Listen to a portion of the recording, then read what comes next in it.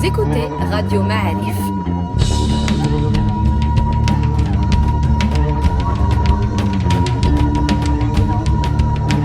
Le podcast Histoire.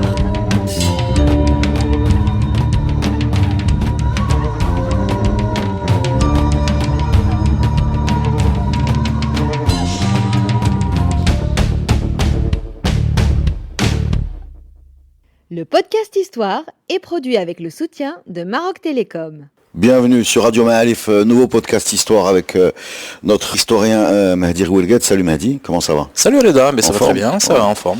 Eh bien écoute, on va aujourd'hui s'attaquer à un gros morceau. On a déjà consacré un podcast à Ibn Khaldoun, mais l'importance du personnage, l'importance qu'il a encore aujourd'hui, puisqu'on parle beaucoup de sa pensée.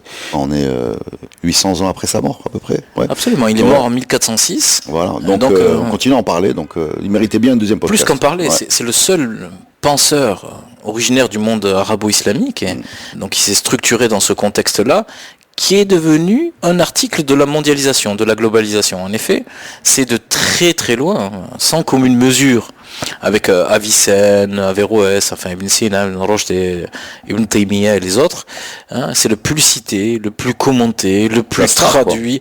C'est la star, et avec Internet, c'est la folie absolue. C'est la folie absolue. Il est traduit maintenant en turc, en malaisien, il est traduit bien sûr dès les années 60 en portugais au Brésil. Il est absolument partout omniprésent, et son aura et post-mortem son influence. Alors le problème, c'est que évidemment les réputations, c'est la somme des malentendus qu'on accumule sur son dos. et Ibn Khaldoun, bien sûr, il relève complètement de ce cas de figure. Alors bon, déjà son parcours est une sorte de mondialisation. On va rappeler qu'il est, alors très factuellement, né à Tunis. D'accord. Ouais, il est né, oui. En 1332, qu'il est mort au Caire. 1406. Entre-temps, il a été plus ou moins ministre mérinide à Fès. Ouh là là, attends. Non, faux. Attention, on ne va pas trop loin. Parce que, non, d'abord dire qu'il est issu d'une famille, du moins par son père, d'Andalousie, originaire de Séville, qui ont été contraints et forcés à fuir la ville de Séville du fait de l'avancée castillane.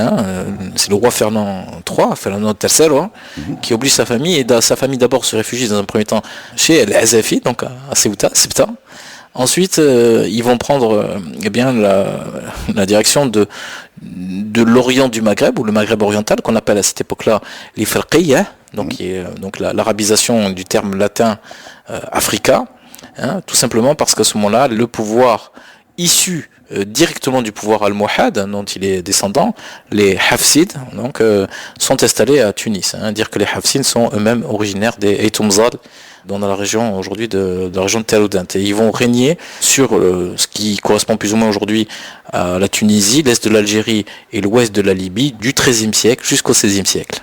Donc sa famille, c'est une famille de gens qui sont à la fois serviteurs de l'État et d'inclinaison mystique, c'est-à-dire qu'ils ont une inclinaison pour le soufisme, pour le tasawwuf, d'une façon générale, et quand il a à peu près 16 ans, il subit à son détriment un événement cataclysmique, un désastre absolu qui est la peste noire. Alors il faut voir quand même comment on désigne la peste noire en arabe. Ta'oun.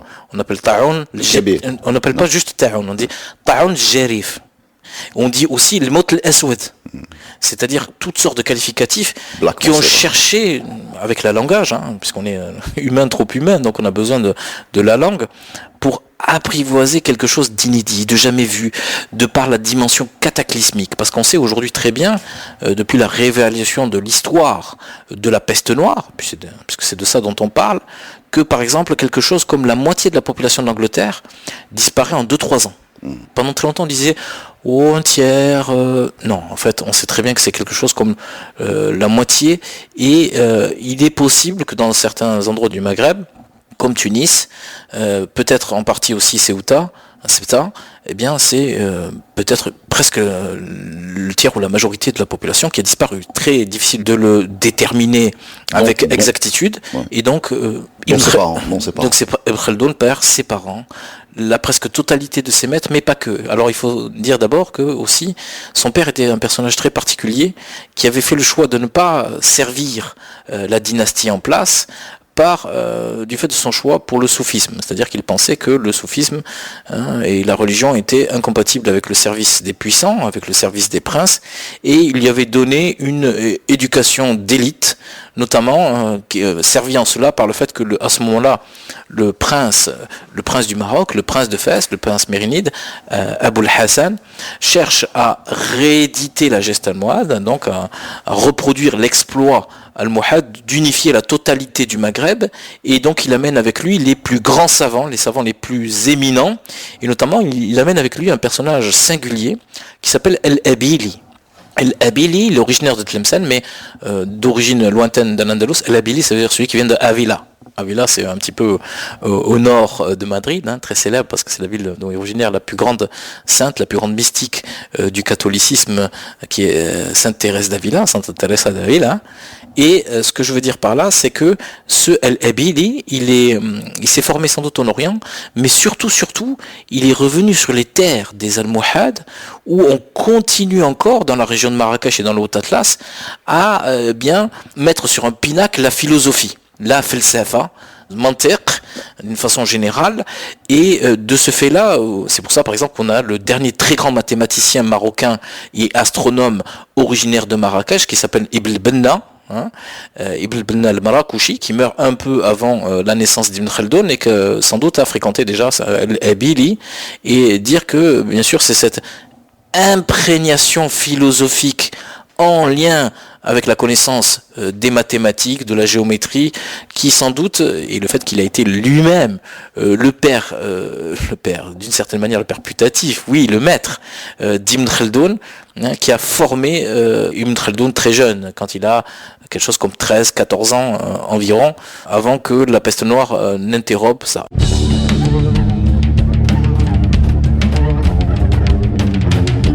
Alors, il se retrouve orphelin, et orphelin, il est obligé de gagner sa vie. Il est mis face à l'adversité. Et là, à ce moment-là, ces familles originaires d'Al-Andalus qui ont pour vocation première de servir la Dawla, c'est-à-dire l'État dynastie, eh bien, il va trouver un emploi auprès de celui qui est le principal ministre et l'homme fort du régime Hafsin, lui-même originaire d'Aytoumzal aussi, qui est Ibn Tefragin, et ce Ibn Tefragin, il lui offre un emploi, mais le problème c'est que Tunis et les Falqiyya est complètement dépeuplé à ce moment-là, et lui-même, il tourne son regard du côté de ce qui est à ce moment-là la plus grande puissance du Maghreb et de l'Occident musulman en entier, qui est Fès et l'Empire mérinide. Et donc il va changer d'allégeance, d'une certaine manière il va trahir, et il va passer du côté des Mérinides. Et c'est très important parce qu'à Fès, il y a les bibliothèques, il y a l'or qui arrive du Bilad Soudan, donc il y a la puissance qui permet l'accumulation de livres, de bibliothèques, à savoir que vous avez des grands vizirs qui vont le prendre sous son aile, et il va pouvoir ainsi parfaire son éducation, parce que quand on a une grande bibliothèque, ça signifie d'abord sur un critère qualitatif, c'est-à-dire que vous avez des ouvrages rares, précieux et quantitatifs, parce que sur place, vous avez des vizirs qui ont des milliers de livres à disposition. Alors ils sont pas juste dans des khaza'in, comme on les appelle, ce qu'on appelle khizana, la bibliothèque à cette époque-là, celle qui permet le stock d'emmagasiner, mais en même temps on commente, on glose. Et on doit être capable de donner un enseignement sur ces livres. Donc évidemment, Fès est un contexte qui va s'avérer propice à la formation d'Ibn Khaldun, même s'il va faire preuve de maladresse, parce qu'il va trahir le sultan de l'époque, qui est Abu Aynan, et il va se retrouver comme ça pendant plusieurs années en prison. Et quand il était en prison à Fès, les conditions étaient extrêmement dures, âpres, puisqu'on faisait on était d'abord, on savait pas ce qui allait arriver, donc on était toujours sous le coup d'être supplicié, et en plus de ça on était attaché, enchaîné très lourdement, et donc il va passer plusieurs années comme ça. Qu'est-ce qu'il a fait pour mériter ça en fait? On a le détail de sa trahison? Oui, on a le détail de sa trahison. Alors le problème c'est qu'il a donné lui-même la version de sa trahison. Oui. C'est-à-dire qu'elle est subjective. Oui. C'est quelqu'un qui à la toute fin de sa vie a écrit un ta'rif, c'est-à-dire un ouvrage d'allure autobiographique, où il s'est raconté, parce qu'il avait eu plein de détracteurs, plein de gens qui ont dit le plus grand mal de lui, parce que c'est quelqu'un qui n'a jamais laissé froid autour de lui. Hein. On est Il pour avait, ou il contre. avait des haters. C'est ça. Alors je ne sais pas jusqu'à quel point il a pu faire le buzz, peut-être. En tout cas, son buzz à lui, Il a un gros buzz sur 10 siècles. ça aurait été son ambition tout à fait extraordinaire de créer et de fonder une science nouvelle. Alors il faut savoir qu'au Moyen-Âge, et pratiquement jusqu'au 19e siècle, c'est vrai aussi de l'Europe, eh bien, on ne fait jamais rien de nouveau. On dit qu'on s'inspire ou qu'on reprend une tradition. On ne regarde pas en direction du futur. Et par rapport à ça, ce que je puis en dire, c'est que lui-même, il estime que la peste noire a été une telle désastre, une telle catastrophe, que le monde auquel ses parents, ses grands-parents, ses ancêtres appartenaient, parce qu'il est très anciennement originaire du Hadramaut et du Yémen, d'un ancêtre qui est venu... Oui, il se considère comme arabe, oui. Oui, il se considère comme arabe au sens médiéval du terme, c'est-à-dire avec un nasab, une généalogie arabe, Hadramouti. Et par rapport à ça, il dit, le monde auquel j'appartenais est mort, tout le monde est mort, l'ancien monde a vécu, et donc la conclusion qu'il en tire lui-même, c'est que les autorités du passé sont dépassées. Elles sont elles-mêmes obsolètes. Donc par exemple, il prend l'exemple d'Al-Mas'udi, donc l'époque abbasside, qui constitue donc le summum, l'apogée, par excellence des sciences arabes et de ce qu'on appelle et de ce qu'on désigne comme étant l'adab. L'adab signifie non pas seulement la littérature, mais toute la culture encyclopédique et aussi la politesse, parce qu'il n'y a pas de différence entre être et paraître. Et par rapport à ça, naturellement, Ibn Khaldoun pense qu'on est fondé à créer une science qu'il nomme lui-même Ilm al-Umran, c'est-à-dire, vous voyez, Umran à partir de la racine Amara, qu'on a traduit par civilisation, science de la civilisation, mais en fait c'est aussi une science de la démographie. Entendu que le pouvoir, pour qu'il soit le plus efficient possible, doit compter sur une population nombreuse, un peuple nombreux. Or, depuis la peste, le Maghreb est dépeuplé. Alors, elle est où la trahison là ?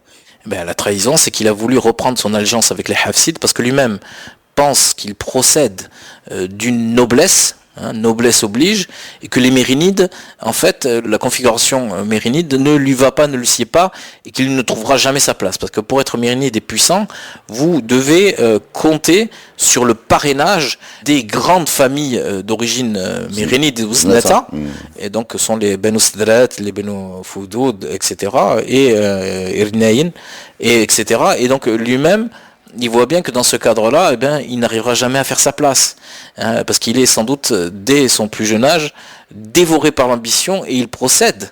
Alors c'est ça qui est tout à fait extraordinaire, je qualifierais ça d'une mentalité aristocratique, au sens plein et entier du terme, c'est-à-dire qu'il appartient à une élite, mais sa vie durant, il va être confronté, il va être d'une certaine manière condamné à traiter avec les bédouins, avec les bédous, au sens, c'est-à-dire avec les gens qui habitent la campagne et qui sont de son point de vue, comme on va ensemble le rappeler, des primitifs.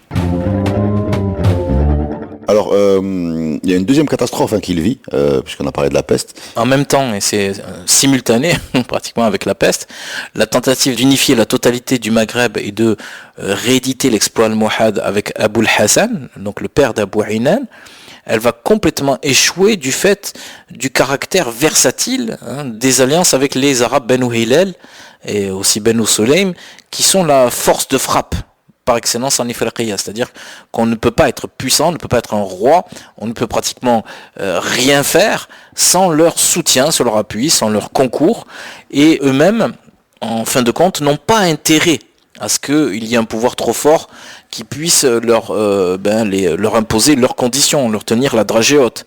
Et lui-même, Ibn Khaldoun présente ça comme l'autre drame avec la peste noire qui va structurer sa vision du monde, c'est-à-dire il appartient à un monde qui n'est plus capable d'être grand et qu'en fait qui est voué à la mort, qui est voué à la finitude parce que de son point de vue, et c'est ça sans doute, sans faire comme les jeunes, tu sais, les jeunes ils aiment bien spoiler la fin, tu sais, toutes les séries, etc.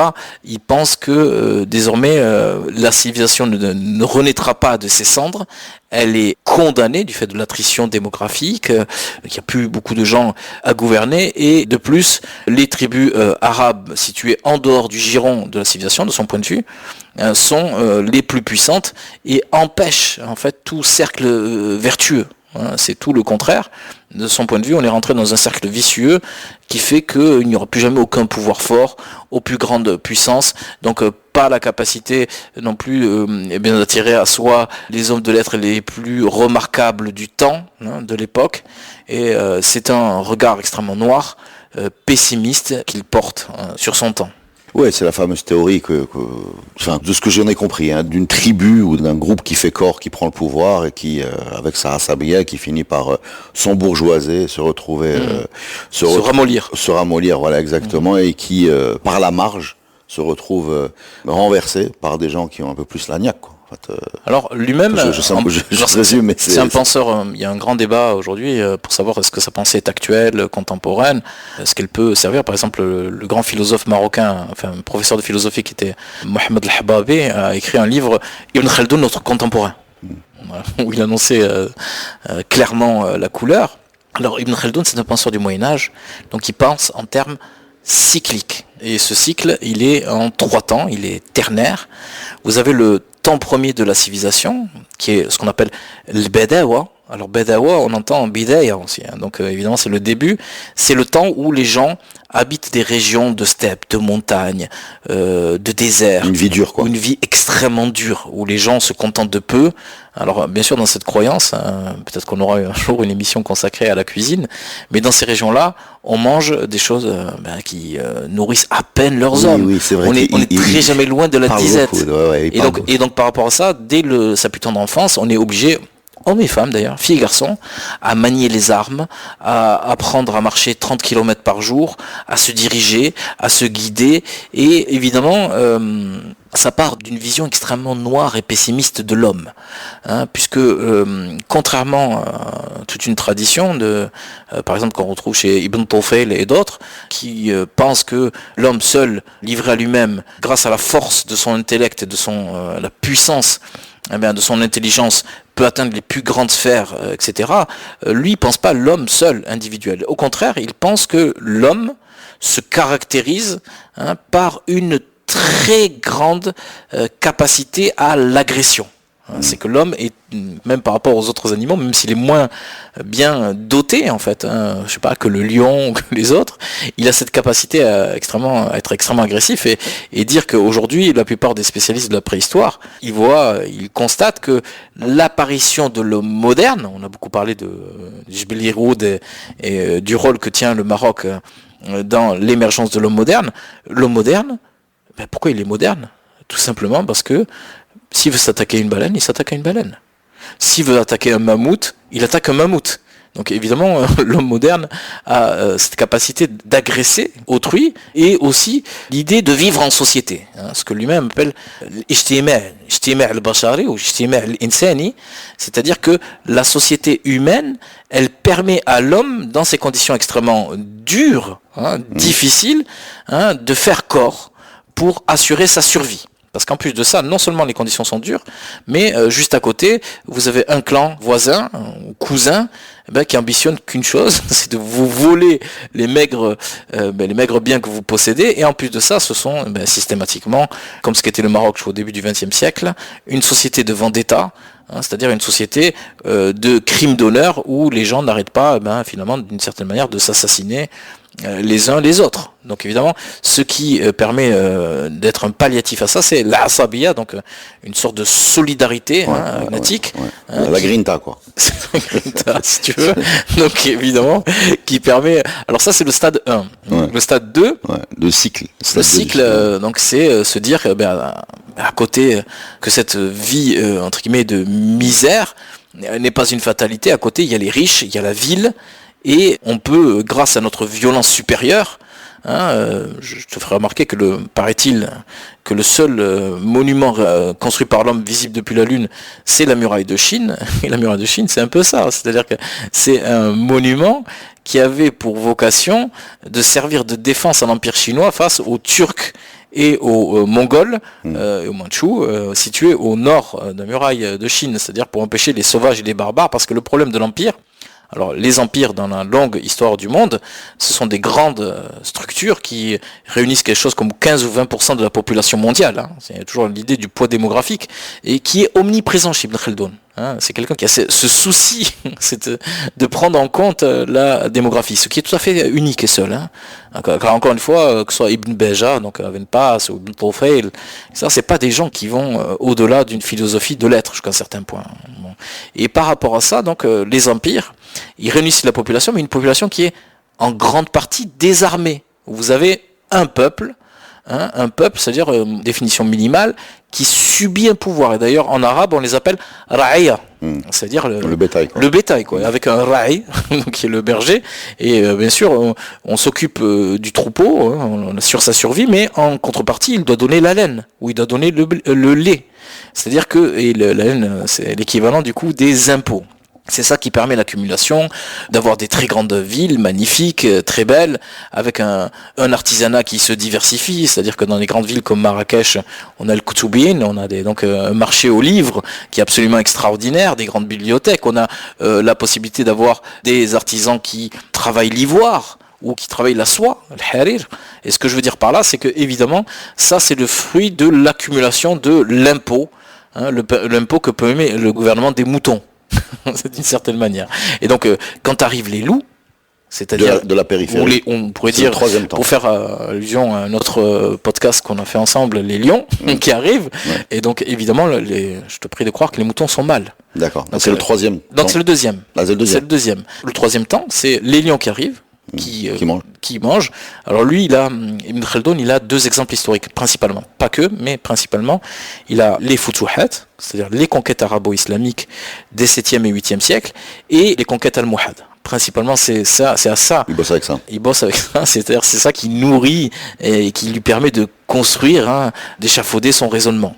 Et par rapport à ça, donc c'est le deuxième truc. Et la troisième, comme tu l'as dit tout à l'heure en guise d'introduction, c'est le moment où les anciens lions, qu'est-ce qu'ils font?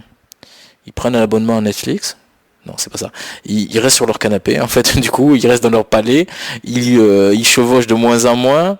Et surtout, leurs enfants, leurs petits-enfants, perdent le souvenir de l'ancien monde de la Badawa. C'est-à-dire un monde de violence, un monde où la vie était dure. Et évidemment, ils mangent des plats extraordinaires. Alors lui... Ibn Khaldun, il a quand même quelque chose d'extraordinaire, c'est-à-dire qu'il a un sens de l'observation inné, et surtout il sait s'en servir dans le cadre de la forgerie, de la construction d'un raisonnement dialectique. C'est-à-dire qu'il est capable de dire, je suis allé j'étais invité à un walima, donc un festin, et j'ai vu qu'il y avait 20 types de viande dans le même plat. Ou même des fois il est capable de partir, vous voyez, de l'infinitésimal, de ce qui est de l'ordre de l'anecdotique, du détail, pour vous dire, j'ai vu, vous savez, parce qu'on voit pas où c'est qu'il y a les grands palais, en fait, les façades, encore si vous vous promenez à Fès, c'est difficile de remarquer un très grand palais. Il me dit, pour ça c'est simple, vous regardez les fourmis, où elles vont là où il y a des réserves, des khaza'in. Et évidemment, s'il y a des réserves, c'est-à-dire que les gens sont riches. Donc, ça veut dire qu'il n'y a pas les... Vous voyez, il est capable, comme ça, avec un raisonnement cause-conséquence. Donc, cause-conséquence à partir d'un modèle un petit peu tiré justement d'Aristote. Sur ce fameux cycle-là, c'est aussi, quand il explique, donc, une autre façon de le dire, c'est que les hommes forts créent des sociétés faibles ou une descendance faible, c'est ce qu'il dit, non? Alors, lui, sur le même terme de l'embourgeoisement. Alors, lui, il a toujours pour lui, la politique n'est jamais complètement dissocié de l'éthique. C'est-à-dire qu'il porte un jugement d'ordre éthique, d'ordre moral, toujours sur le politique. Donc ça veut dire que ces hommes qui se ramollissent, petit à petit, ils ressemblent à des femmes, et, de son point de vue, c'est mal. C'est à proscrire. Donc évidemment, c'est un petit peu ça son raisonnement.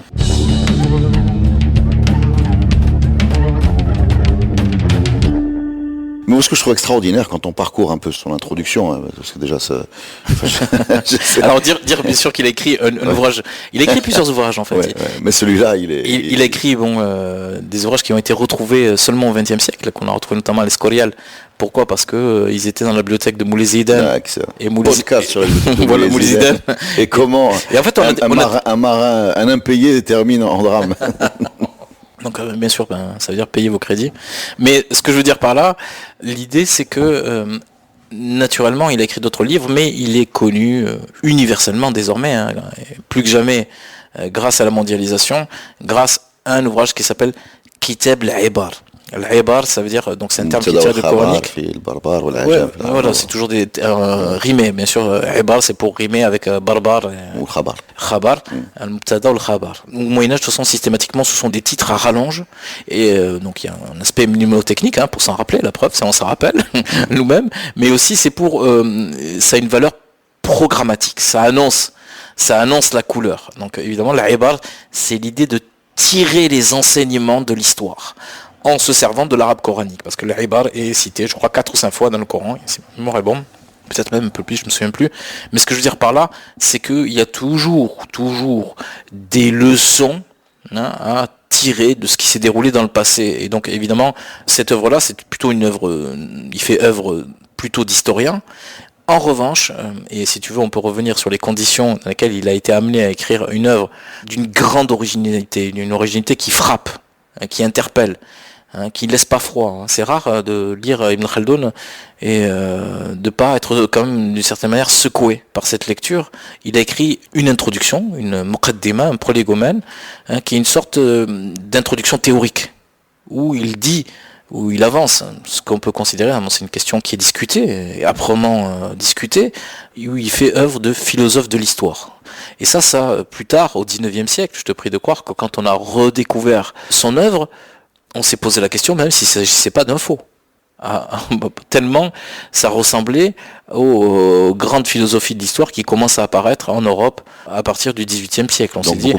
Plus tard, on s'est dit, mais attendez, comment se fait-il que c'est sous-développé, ces êtres qui sont en ce moment-là en voie d'être colonisés, et puis produire une œuvre qui, au XIXe siècle, a été perçue d'emblée comme géniale.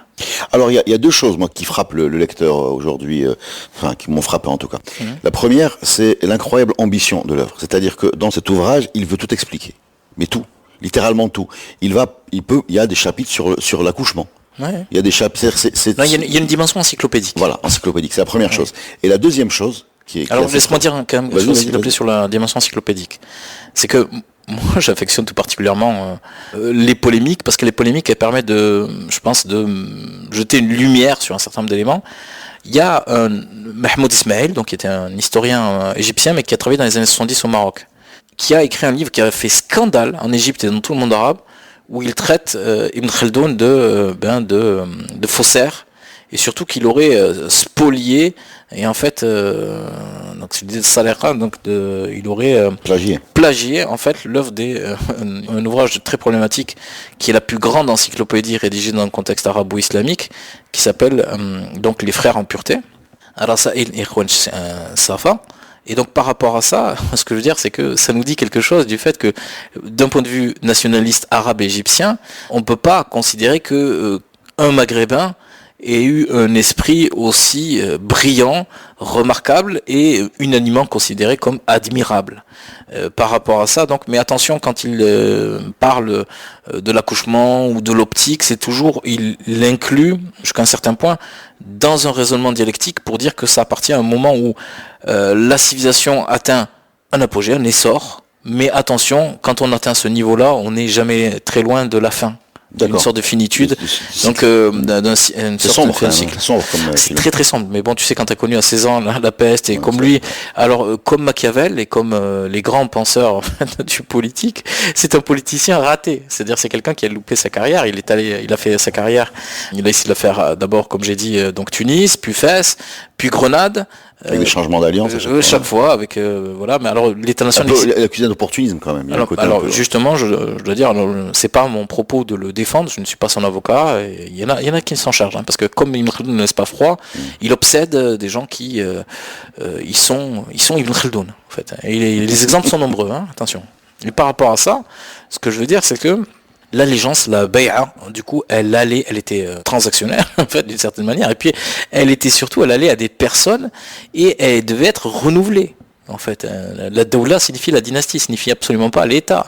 Et donc, de ce fait, il est allé à Grenade. Après, il a fait aussi Bougie. Bjaïa, c'est le moment où il devient principal ministre. Il est resté seulement principal ministre 8 ou 9 mois. Et chaque fois...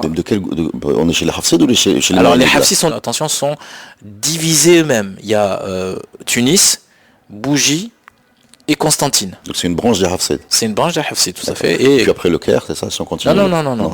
Après, donc, et ce qu'il faut remarquer d'abord, c'est que chaque fois, il s'était spécialisé au début de sa carrière, et là, il va, si je puis dire, transformer l'essai, dans la négociation avec la force vive, d'un point de vue politico-militaire du Maghreb, c'est-à-dire les tribus arabes.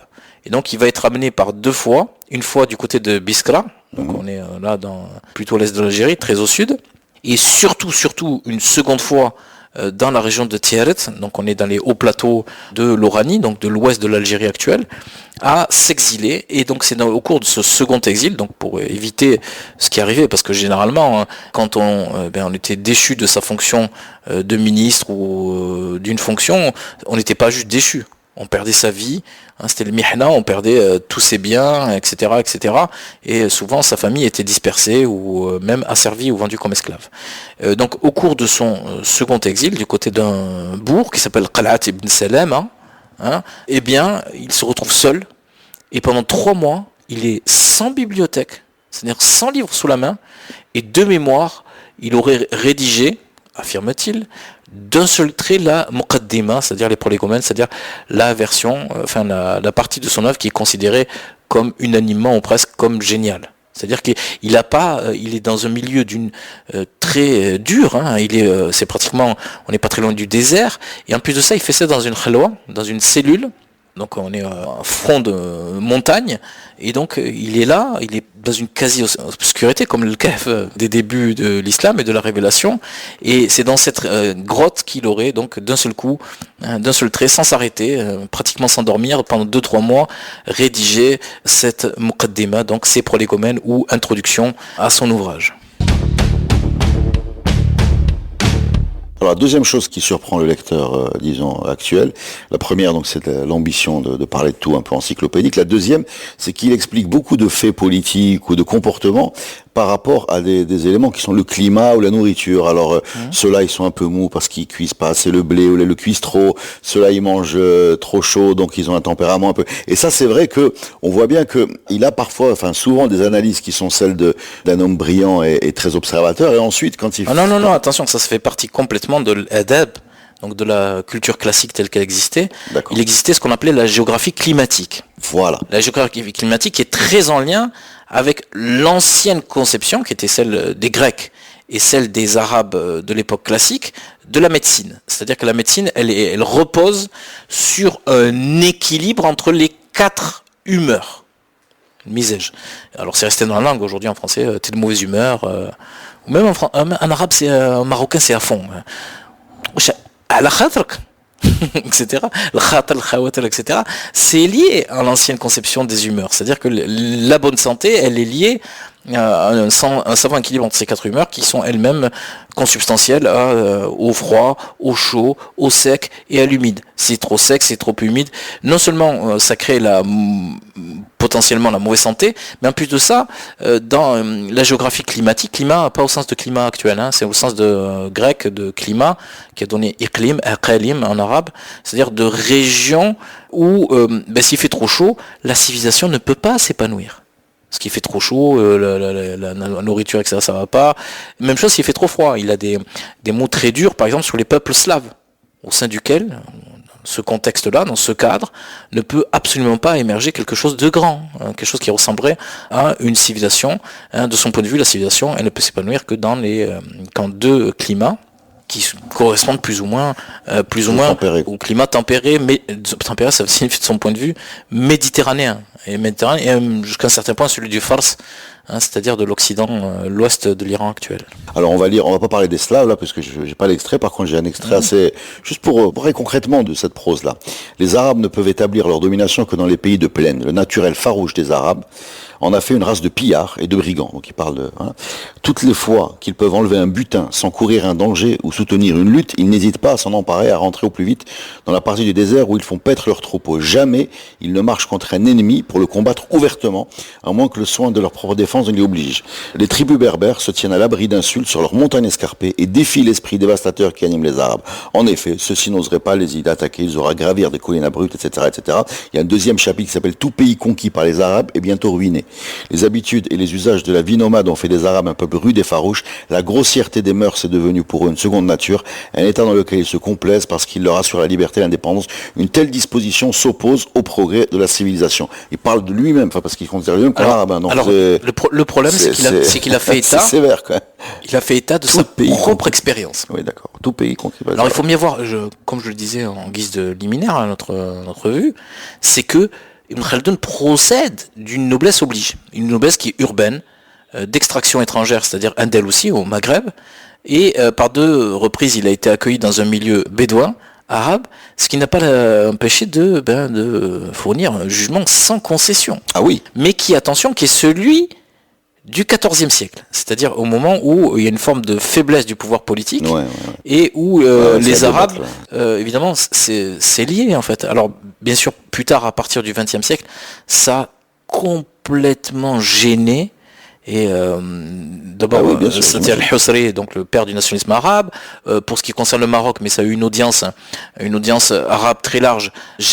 Mohamed Abd Jabri, donc a cherché à discuter pied à pied, et même Abdallah Al-Aroui a essayé de discuter cette assertion, cette proposition d'autorité, parce que dans leur optique à eux, nationalistes, et c'est pas un jugement de valeur pour moi, eh bien, on ne pouvait pas fonder et développer une nation arabe sans Ibn Khaldun, sans ce magistère dixit, c'est-à-dire cette proposition d'autorité, alors même qu'il avait dit le plus grand mal des Arabes. Donc bien sûr, il faut déterminer quels Arabes, dans quel contexte. D'une certaine manière, eux ont cherché à relativiser, je n'ai pas dit que c'est bien ou mal, et inversement, ce qu'il faut bien voir, c'est que c'est une réponse à l'époque coloniale, où, comme on le dira, s'il a été considéré comme génial, c'est qu'il procède de ce que moi j'appelle une double matrice.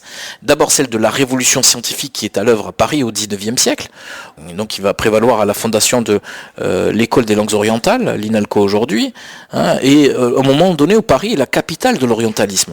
Le mot apparaît d'ailleurs à cette époque-là, dans les années 1920, pour qualifier Antoine Sylvestre de Sacy, donc qui est le plus grand arabophone du monde, qui va amener tous les arabisants possibles et imaginables pour parler, pour traduire Ibn Khaldun, et dans un second temps, au moment de la conquête de l'Algérie, tous les praticiens de la colonisation vont être obligés de tenir compte d'Ibn Khaldun, et d'ailleurs Ibn Khaldun, pour ce fait, dans cette optique-là, va être traduite à partir d'un budget alloué par le ministère des Armées pour l'armée d'Afrique.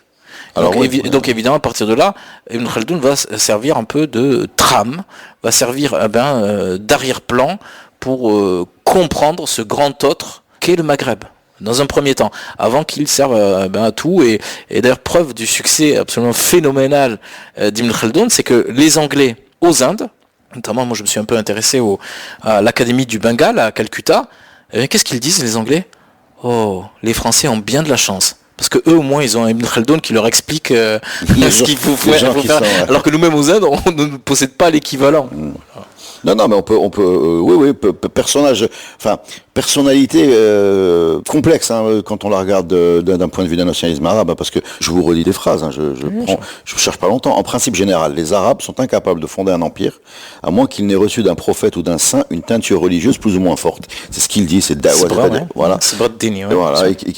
Et 2 pages plus tard, de tous les peuples, les Arabes sont les moins capables de gouverner un empire. Donc on imagine un peu comment tu utilises ce grand penseur dans une optique nationaliste arabe qui parle des Arabes dans ces termes-là. C'est compliqué, voilà.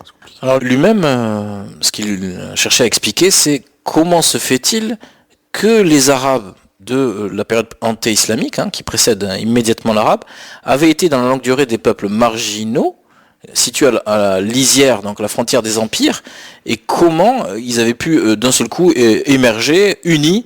Et donc évidemment, lui, il explique cela par la religion. Et il dit un peu la même chose sur les Almohades avec Ibn Tumart. Il dit, évidemment, il faut qu'il y ait une sorte de prophète ou de Mahdi, donc pour réunir l'esprit de corps, la asabiya des différents clans, tribus, désunis par définition, parce qu'évidemment, un clan est toujours opposé à un autre clan. Et évidemment, dans ce cadre-là, ils surgissent unis d'un seul coup et parviennent à renverser les empires voisins qui sont entrés le plus souvent dans une phase de déliquescence, dans une phase de déclin.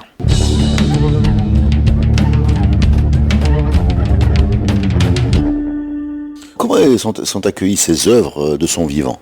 De façon plutôt fraîche. Il a eu quelques... Alors, ce qu'il faut dire ensuite, c'est qu'il a été contraint de s'exiler en Égypte. Oui. Et alors, il arrive à gagner la faveur de l'homme fort du sultan du Caire qui porte le doux nom de Balqour. À ce moment-là, et ce que je veux dire par là, c'est que il devient un peu le spécialiste, parce qu'il avait connu tous les centres de pouvoir un peu d'Occident musulman, donc à la fois au Maghreb et de ce qui restait de l'Andalous, et donc il a servi le pouvoir mamelouk pour faire office de qadi, donc de juge malikite, et aussi pour donner une sorte d'expertise sur l'Occident musulman, donc c'est un petit peu ça l'idée. Et à ce moment-là, il obtient comme faveur exceptionnelle de la part de Balqour qu'il écrive une lettre et qu'il demande au sultan de Tunis de lui envoyer deux choses, sa famille et sa bibliothèque. Et à ce moment-là, il se passe un autre événement extrêmement malheureux, qui montre que quand même il est chargé par le destin. Le bateau qui transporte sa bibliothèque et sa famille coule à quelques kilomètres avant d'arriver à Alexandrie. Donc il a sans doute regretté sa bibliothèque. Et ce que je veux dire par là, c'est que je plaisante, tout le monde me regarde comme ça, mais parce que même sans que tu me dis ça, j'ai un chapitre, je ne veux même pas le dire. Je te jure, je veux si tu veux, on peut en parler. Ah là là. Donc, ce que je veux dire plus tard, c'est que même en Égypte, il a à un moment donné très malheureusement changé de camp. Et Balqour a été donc destitué. On pense que c'est foutu pour lui, donc c'est terminé. Il va prêter allégeance à son concurrent, qui va être ensuite, il va avoir un renversement, une palinodie inattendue. Et là, à partir de ce moment-là, le pouvoir mamelouk va un petit peu se méfier de lui.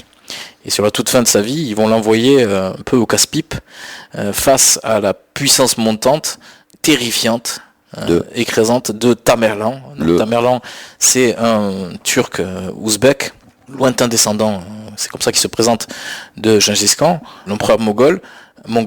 Et donc à partir de là, on l'envoie à Damas. Alors l'armée, une sorte de négociateur, quoi. L'armée mamelouk est censée rééditer la geste du sultan Baybars, donc qui est le grand sultan mamelouk qui avait arrêté les Mongols et empêché la destruction totale du monde arabo-islamique, du moins dans sa dimension méditerranéenne. Sauf que ça vire à la débandade et il se retrouve bloqué à Damas. Et à Damas, on ne sait pas trop, on sait peut-être que des espions de Tamerlan, parce que Ibn Khaldoun est extrêmement célèbre, en fait, déjà à cette époque. Une star, quoi. C'est une star, c'est certainement une star. Il est connu et il laisse pas froid, on aime, on n'aime pas. Et il n'y a pas d'entre-deux véritablement avec lui. Et on le descend. Donc il est à Damas, assiégé par les et tout le monde, bien sûr, est mort de peur, est mort de trouille, parce qu'on sait très bien que si les troupes turco-mongoles, venus des steppes d'Asie centrale, rentrent dans la ville, ils vont massacrer, ils vont brûler tout le monde. Et là, on l'envoie pour négocier. Et là, il se propose, alors on ne sait pas trop exactement comment, on pense que des espions peut-être savaient déjà qu'il était là, et donc il a peut-être eu quelques assurances, on ne sait pas trop exactement.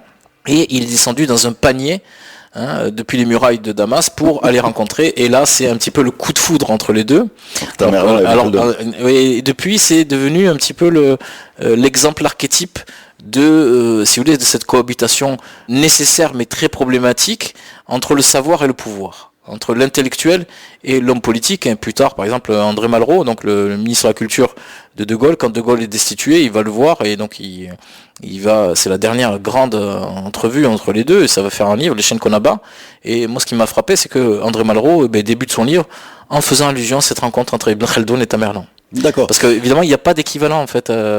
Il dit le seul équivalent à notre entrevue, c'est une façon de placer cette rencontre sous les bons auspices, c'est celle entre Ibn Khaldoun et Tamerlan. Alors qu'est-ce qu'ils se disent, qu'est-ce qu'il en sort? Alors d'abord, il faut savoir une chose, c'est que Tamerlan ne parle pas du tout l'arabe, oui. Donc il a besoin d'un traducteur qui passe sans doute du perse dari, donc qui est le perse standard, vers l'arabe. Et il faut savoir un truc, c'est que la réputation des réussites en fait des empires almoravides et surtout almohades s'est diffusée à travers tout l'Orient. Et à partir de là, par exemple, plus tard, et même un peu avant, Ibn Battuta, par exemple, quand il arrive auprès du sultan de Delhi, en Inde, auprès du sultan musulman, la première chose que demande le sultan musulman, c'est: est-ce que vous pouvez me parler du califat almohade?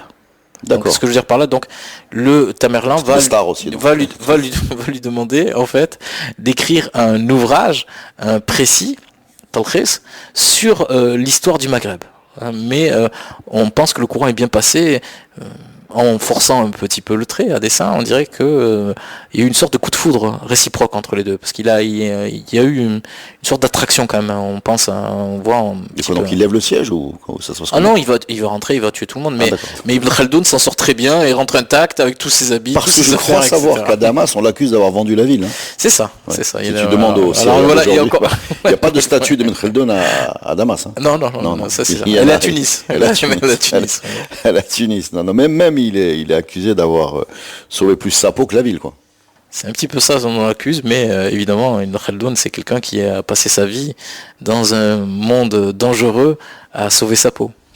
Toujours sur le chapitre des, comment on va appeler ça, des anachronismes, non pas des anachronismes, comment on réfléchissait à l'époque. Il faut quand même, Choubouli, ce passage consacré aux nègres, comme il dit, enfin c'est comme ça qu'il est traduit. Nous avons tous remarqué que... Attention, c'est la traduction du 19e siècle, hein, c'est celle de Deslan. Hein. Ok.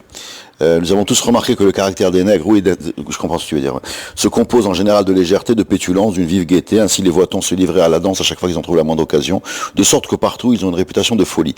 La véritable cause de ce phénomène est celui-ci. Selon un principe qui est bien établi dans les traités de philosophie, la joie et la gaieté résultent naturellement de la dilatation et de l'expansion des esprits animaux, tandis que la tristesse dérive de la cause contraire, de la contraction et de la condensation des esprits. On a constaté que la chaleur dilate l'air et la vapeur, les raréfie et en augmente le volume. C'est pourquoi l'homme ivre éprouve une sensation inexprimable de joie. La cause en est que la vapeur de l'esprit qui réside dans le cœur se pénètre de sa chaleur innée, que la force du vin excite naturellement. C'est incroyable cette prose. Et comme on va dire les Noirs, c'est ce qui veut dire en fait, habitent un climat chaud, que la chaleur prédomine sur leur tempérament et que d'après le principe de leur être, la chaleur de leur esprit doit être en rapport avec celle de leur corps et de leur climat. Il en résulte que ces esprits comparés à ceux des peuples du 4e climat, etc. Je veux dire, c'est quelque chose qui aujourd'hui ne peut pas être écrit, quoi. Enfin, c'est pas possible. Alors bien sûr, c'est un penseur du 14e siècle. Oui, bien sûr. Mais comme je disais, c'est complètement explicable par ce qu'est la géographie climatique. Alors il faut savoir une chose, c'est autant Ibn Khaldoun a voyagé en tous sens au Maghreb, autant il n'a jamais traversé le Sahara, le désert, il ne s'est pas rendu, contrairement par exemple à Ibn Battuta, il ne s'est pas rendu en personne au Bilad Soudan, c'est-à-dire en Afrique de l'Ouest. Donc il en a une connaissance livresque. Il a quelques témoignages, mais principalement livresques. Et donc, évidemment, c'est par rapport à la géographie climatique. Bien plus tard, Ahmed Baba, Timbukti, bien sûr, il a écrit un livre qui s'appelle Mi'raj Saoud, qui a été traduit justement dans un milieu, et il a été traduit dans un milieu un peu wokisto de l'université américaine aujourd'hui, actuelle. Et par rapport à ça, ce Mi'raj Saoud, encore au XVIIe siècle, lui-même a admiré Ibn Khaldoun. Il a dit du bien d'Ibn Khaldoun, et preuve en est, entre autres choses, il a repris la notice louangeuse que lui avait consacrée Ibn Khatib, mais pas que. Il a dit aussi qu'il a vu le manuscrit autographe de sa mère Al-Qarawin, qui possédait un Kitab al-Ibar signé de la main même d'Ibn Khaldoun. Et il dit, dans ce Mi'raj Saoud, il établit une hiérarchie pour savoir quel peuple peut être asservi, peut devenir esclave, et quel peuple pas. Il y a une impossibilité radicale, c'est-à-dire quels sont les peuples musulmans et quels sont les peuples qui ne le sont pas. Et par rapport à ça, il se sert d'Ibn Khaldoun comme argument d'autorité. Donc évidemment, c'est pour introduire de la nuance. Et bien sûr, il ne faudrait pas faire d'Ibn Khaldoun un penseur racialiste tel qu'ils ont émergé depuis le 19e siècle dans un contexte européen. Ben écoute, est-ce qu'aujourd'hui, qu'est-ce qui résonne de Ibn Khaldoun aujourd'hui autour de nous? C'est le pessimisme. D'abord, c'est l'idée que le monde dans lequel on est appelé à court terme à se casser la gueule, à s'effondrer, et que nous, civilisations, sommes mortelles. Nous, civilisations, savons que nous pouvons mourir. Donc ça, c'est cette dimension. Et aussi l'idée que on est assiégé de toutes parts par les sauvages, par la Badawa. La Badawa, elle s'appelle entre guillemets aujourd'hui l'Afrique, ou elle s'appelle les Tchétchènes, elle s'appelle les cartels du Mexique, c'est-à-dire que les centres de grande urbanité, de grande culture, de grande civilisation, elles sont entourées par une périphérie dangereuse. Donc évidemment, c'est ça qui résonne aujourd'hui, qui fait le succès en grande partie d'Ibn Khaldoun. Le côté un peu forteresse. Merci beaucoup pour cette balade chez un grand penseur dont les écrits résonnent encore autour de nous. C'était super ce podcast. Eh bien, merci.